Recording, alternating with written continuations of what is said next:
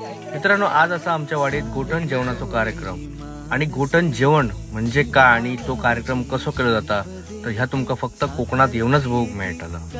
तर मी तर लहानपणापासूनच बघितलेले असे गोठण जेवण। तर लहान असताना आम्ही यायचो असो द्यायचो हैसर एक आमचा फणसाचं झाड असा, त्या फणसाच्या झाडाबुडी आम्ही जेवण करतो। म्हणजेच जे घरातले बारके पोरगे असतात ते जेवण करतात। पहिली मोठे असायचे, आता थोडे असतात थोडे नसतात, थोडे कामानिमित्त बाहेर, पण जे असतात ते आवडीने येतात।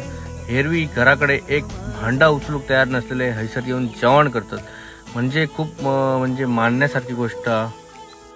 आवड होई आपणाक आणि जे काय कोकणातले परंपरा असत जे आदल्या लोकांनी आमच्या केलेले असत ते जपण्याची मनापासून इच्छा होई।